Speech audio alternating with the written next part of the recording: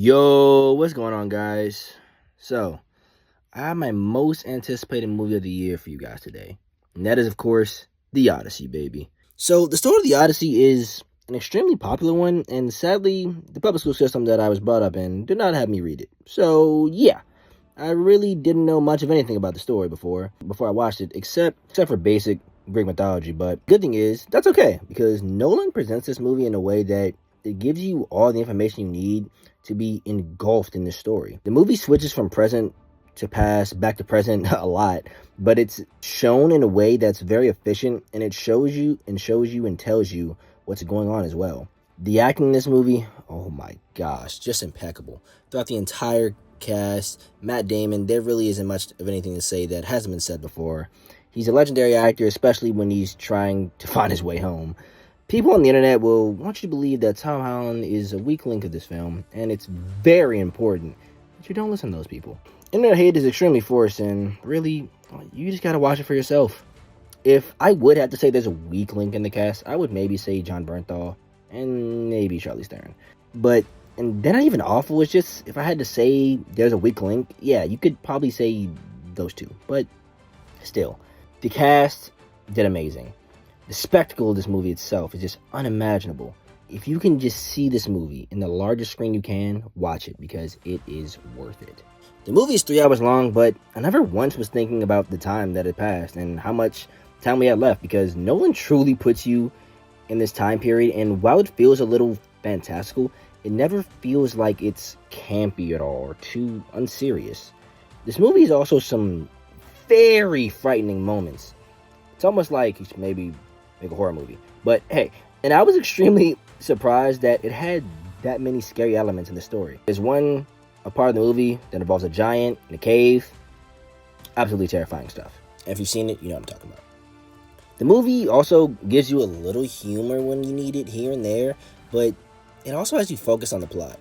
And the movie gives a great depiction and message of letting things be. The movie has really no flaws for me. The costume design is impeccable, especially Agamemnon, this guy.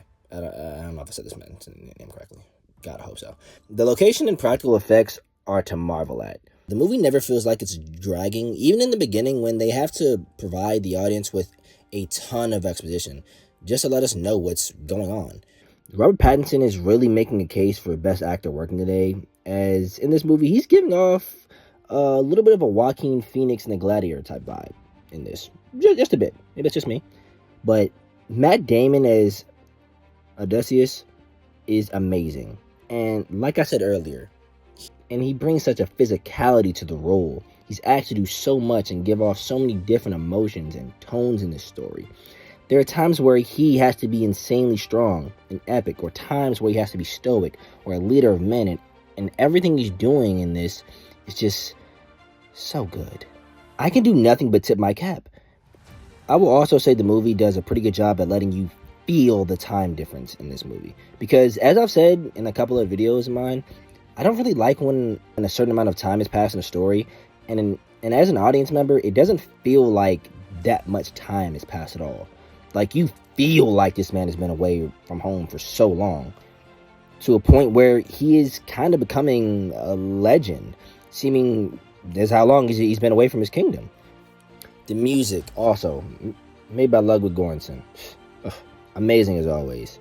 He worked with Nolan on Oppenheimer, as well as Coogler on various projects, most recently Sinners, and the music is just so epic and so incredibly loud. It just gets you itching for battle.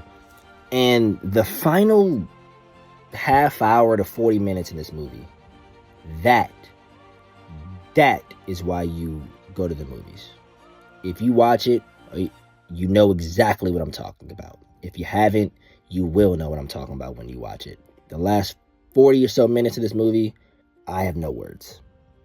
Guys, I'm going to give this movie a 10 out of 10. Yeah, that's how good it is.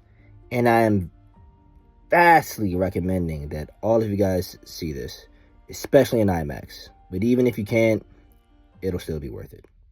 So anyways, guys, we have Spider-Man in just about a week or so away, and I am incredibly excited to talk about it. Anyways, guys, thanks for watching. Love you guys. Peace.